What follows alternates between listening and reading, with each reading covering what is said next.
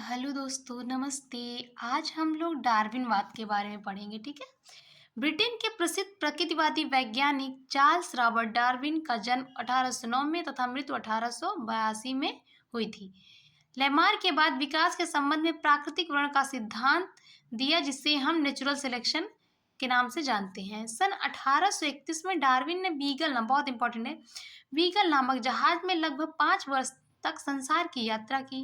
यात्रा के दौरान उन्होंने देशों एवं द्वीपों के जीव जंतुओं का अध्ययन किया। लगभग 20 वर्षों के अध्ययन के पश्चात सन 1859 में विकास के संबंध में अपने सिद्धांतों को प्राकृतिक वर्ण द्वारा जातियों की उत्पत्ति origin of species by natural selection नामक पुस्तक में प्रकाशित किया। डार्विन के सिद्धांत को प्रकृति वर्णवाद कहते हैं। आगे बढ़ते हैं दोस्तों। डार्विन का सिद्धांत। जीवों में प्रचुर संतान उत्पत्ति की क्षमता। प्रत्येक जीवधारी में प्रजनन द्वारा संतान उत्पत्ति की अपार क्षमता होती है। निम्न श्रेणी के जंतुओं में प्रजनन क्षमता सबसे अधिक होती है। एक समुद्री स्त्री प्रतिवर्ष 6 करोड़ अंडे देती है। मादा स्कैरिस अपने जीवन काल में 2 करोड़ 70 लाख अंडे देती है। आगे बढ़ते हैं दोस्तों। जीवन संघर्ष। जंतुओं को पैदा होते ही जल, प्रकाश, भोजन एवं सुरक्षित स्थान की आवश्यकता होती है। अतः जब अधिक संख्या में जंतु पैदा हो जाते हैं तो इन आवश्यकताओं की पूर्ति के लिए जीवन संघर्ष करना पड़ता है। अतः प्रकृति में भोजन, ऑक्सीजन, आवास आदि की सुविधाएं सीमित हैं, इसलिए जीवधारियों को अपनी आवश्यकताओं की पूर्ति के लिए दूसरे जीवों से संघर्ष करना पड़ता है। इस जीवन संघर्ष में सफल जीवधारी ही जीवित रहते हैं और शेष जीवधारी जो असफल रहते हैं वे नष्ट हो जाते हैं। आगे बढ़ते हैं दोस्तों।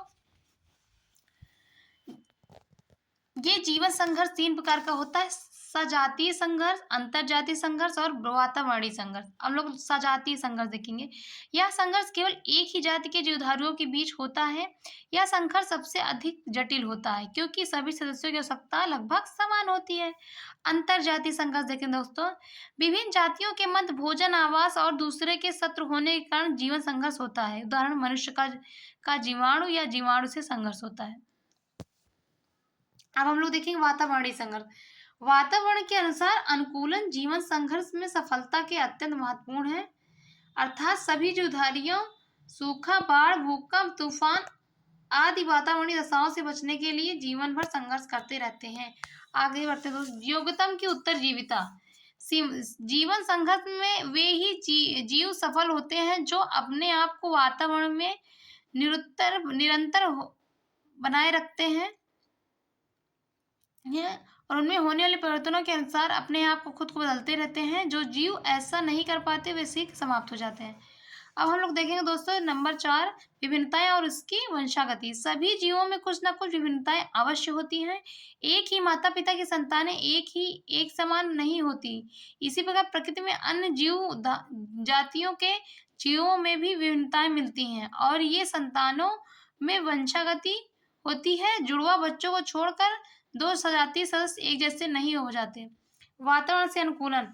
जो प्राणी अपने आप को प्रकृति के अनुकूल बना लेते हैं, जीवन संघर्ष में केवल वे ही आगे रह पाते हैं।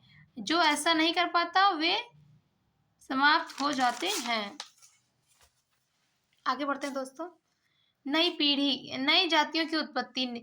जीवधारियों में उत्पन्न विभिन्नता के कारण पीढ़ी से दूसरी पीढ़ी में वंशागत होती रहती हैं। इन पीढ़ियों के बाद ये विभिन्नताएं एकत्रित होकर नई प्रजाति का विकास करती हैं। नई पीढ़ी के सदस्य पुरानी पीढ़ी के सदस्यों से बिल्कुल भिन्न हो जाता है। ठीक है, थैंक यू दोस्तों।